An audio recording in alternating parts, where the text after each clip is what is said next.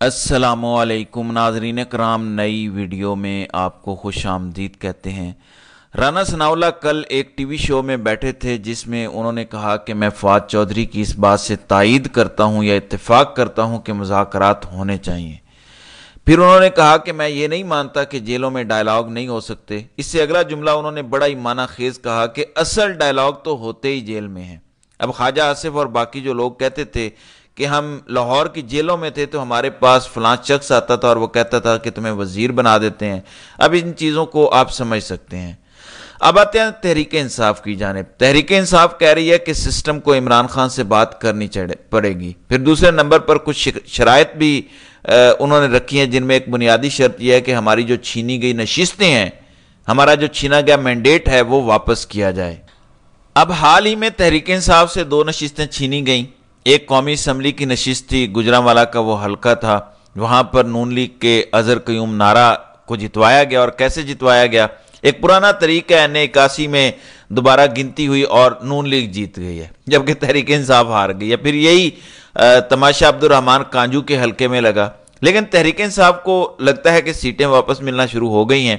اس میں پہلی خبر یہ ہے کہ لاہور ہائی کورٹ نے N81 گجرانوالہ سے، جو الیکشن کمیشن نے نون لیگ کے رہنما اظہر قیوم نعرہ کو جتوایا تھا، انہوں نے ان کی کامیابی کا نوٹیفیکیشن کالعدم قرار دیا ہے اور تحریک انصاف کے حمایت یافتہ امیدوار بلال اعجاز کی کامیابی کا نوٹیفیکیشن بحال کر دیا ہے۔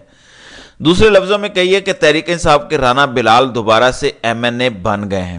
لاہور ہائی کورٹ نے بڑی اہم بات کی کہ جب الیکشن پروسیس مکمل ہو چکا ہے تو اب الیکشن کمیشن اس میں بلا وجہ ڈرامے نہ کرے، اس کا اب کوئی کردار اس میں نہیں رہتا۔ اب اس کا فائدہ یہ ہے کہ آنے والے دنوں میں جو انہوں نے مزید تماشا لگانا تھا، اس تماشے کے سامنے لاہور ہائی کورٹ نے ایک بند باندھا ہے کہ یہ کام نہیں ہو سکتا۔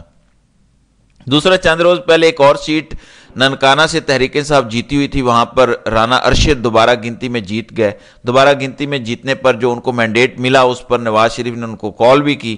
اور آج کیونکہ پنجاب اسمبلی کا اجلاس ہو رہا ہے، پنجاب اسمبلی کے اس اجلاس میں جو یہاں پہ جیتنے والے امیدوار ہیں، جو ظاہر ہے دوبارہ گنتی میں جیتے ہیں رانا ارشد، وہ دوبارہ سے پہنچ گئے اسمبلی میں اپنا حلف اٹھانے کے لیے۔ تو آپ اس سے اندازہ لگائیے کہ مسلم لیگ نون کس طریقے سے دھاندلی زدہ نظام کے تحت اپنا کام چلا رہی ہے۔ لیکن لگتا یہ ہے کہ اب یہ سلسلہ زیادہ دیر چل نہیں پائے گا۔ عدالت نے فی الحال ان کے ارمانوں پر پانی پھیر دیا ہے۔ دوسری جانب آج لاہور ہائی کورٹ نے فواد چودھری کو 7 مختلف مقدمات میں 7 دن تک گرفتار کرنے سے روک دیا ہے اور متعلقہ عدالت سے رجوع کرنے کا ان کو حکم دیا ہے۔ اور IG پنجاب نے یہ کہا ہے کہ وہ ان کو گرفتار نہیں کریں گے، اور یوں گرفتار نہ کرنے کی یقین دہانی پر فواد چودھری عدالت سے روانہ ہوئے ہیں۔ پھر ناظرین کرام، میں نے آپ کو بتایا تھا کہ اس وقت اسلام آباد کے 3 حلقوں کو تحریک انصاف نے چیلنج کر دیا تھا عدالت میں۔ اس کے بعد آپ اندازہ کیجئے کہ الیکشن کمیشن ابھی تک متعلقہ دستاویزات فراہم نہیں کر سکا۔ عدالتی حکم عدولی پر آج اسلام آباد ہائی کورٹ کے اندر سماعت ہوئی۔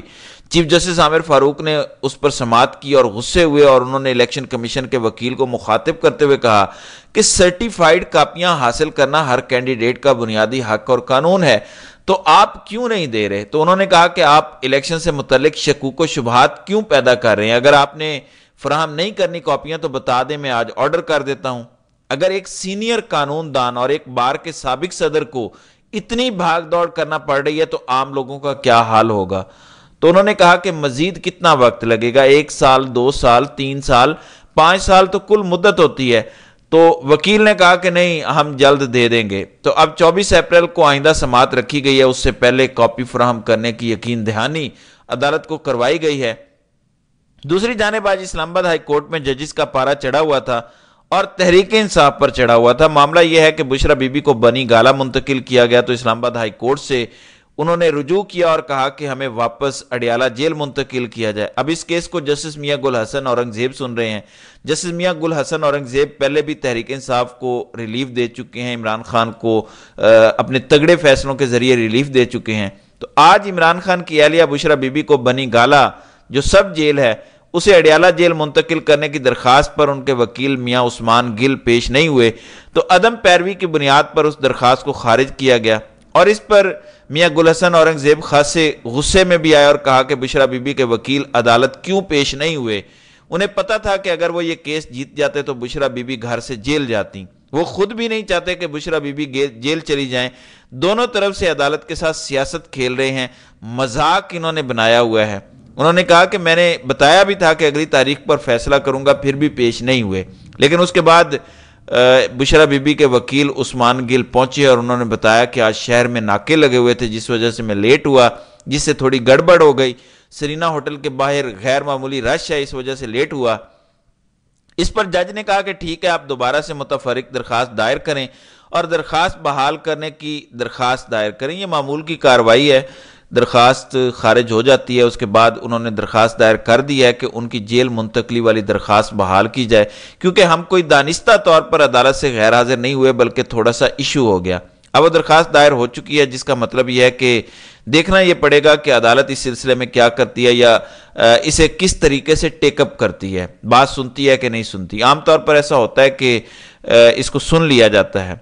اب سائفر والا معاملہ اسلام آباد ہائی کورٹ میں ٹیک اپ ہو رہا ہے. سلمان صفدر پہنچ چکے ہیں. وہ کہہ رہے تھے کہ میں نے سائفر کیس میں عمران خان اور شاہ محمود قریشی ان کو اپنی نظروں میں کلیئر کر دیا ہے. اب ظاہر ہے کہ عدالت میں کیس ہے, عدالت نے بھی کہا ہے کہ ہاتھی نکل گیا ہے, دم باقی ہے.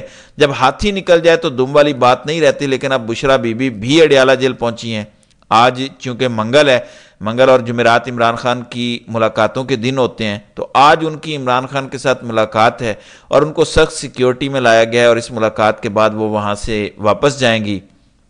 لیکن اس دوران آج خیبر پختونخوا کے وزیر اعلیٰ اسلام آباد کے اندر آئے. آپ دیکھیں کہ کس طریقے سے ایک صوبے کا وزیر بیچارہ اپنا کام کرنے کی بجائے عدالتوں میں پیشیاں بھگت رہا ہے. تو تھانہ نصیر آباد کے مقدمات ہیں, ان کے جو وارنٹ گرفتاری منسوخ کیے گئے تھے.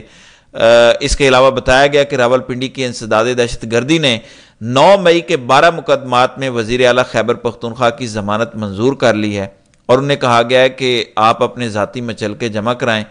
اچھا, اس کے بعد علی امین گنڈا پور نے میڈیا سے گفتگو کی اور کہا کہ عمران خان نے ہمیشہ یہی بات کی ہے کہ میں بات چیت کرنے کو تیار ہوں اور پاکستان کی ترقی کے لیے پیچھے ہٹنے کو بھی تیار ہوں, لیکن ہمیں بتایا تو جائے, قائل تو کیا جائے. یہ جو آپ نے نمونے مسلط کیے ہیں, اس طرح تو بات نہیں چل سکتی.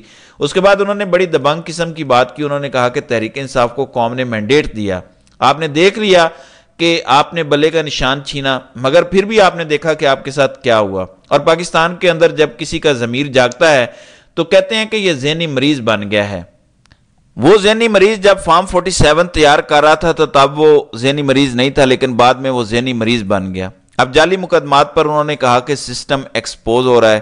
علی امین گنڈا پور نے کہا کہ دیکھیں, عمران خان کی ایک ہی خواہش تھی کہ ہماری قوم جاگ جائے, اور قوم جاگ گئی ہے, اور ہم عمران خان کے ساتھ کھڑے ہیں, اور وہ جلد باہر آئیں گے, وہ جلد وزیر اعظم بنیں گے. انہوں نے کہا کہ عمران خان میرے سے کیوں ناراض ہوں گے, کوئی وجہ نہیں بنتی.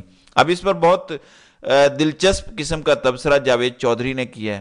وہ کہتے ہیں کہ عمران خان جیل میں بیٹھ کر بھی سسٹم کے لیے خطرناک ہے, اور ریاست ابھی تک ان کا کوئی توڑ تلاش نہیں کر سکی. میرے خیال سے کوئی توڑ تلاش کرنے کی ضرورت نہیں ہے. اصل بات یہ ہے کہ عمران خان کو پاکستان کی حقیقت تسلیم کیا جانا چاہیے, ان سے بات کی جانی چاہیے.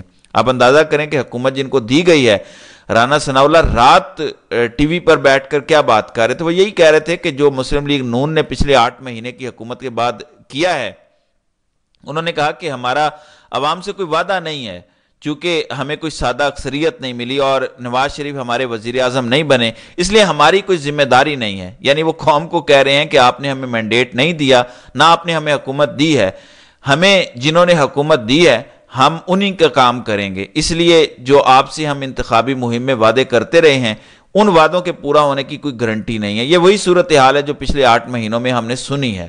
اب اس کا مطلب یہ ہے کہ عوام جانے اور عوام کے مسائل جانے. میں نے آپ کو کل بھی بتایا تھا کہ نواز شریف مریم نواز کے اجلاس تو چیئر کرتے ہیں, لیکن شہباز شریف کے کیوں نہیں کرتے. ایک اور خبر میں آپ کو دینا چاہتا ہوں. ہم نے دیکھا کہ خدیجہ شاہ کی جان چھوٹ گئی تھی 9 مئی والے کیس میں, طیبہ راجہ کی بھی جان چھوٹ گئی تھی, لیکن لاہور کی اب انسداد دہشت گردی عدالت نے خدیجہ شاہ کے جو وارنٹ جاری ہوئے تھے ان کو دوبارہ منسوخ کر دیا ہے, لیکن ان کو ساتھ ہی کہا ہے کہ 29 اپریل کو آپ دوبارہ پیش ہوں. تو دیکھتے ہیں کہ اس حوالے سے مزید کیا ہوتا ہے. تو ناظرین کرام, آپ کی اس ویڈیو کے حوالے سے کیا رائے ہے, آپ اپنی رائے کا اظہار کمنٹ سیکشن میں ضرور کیجیے گا.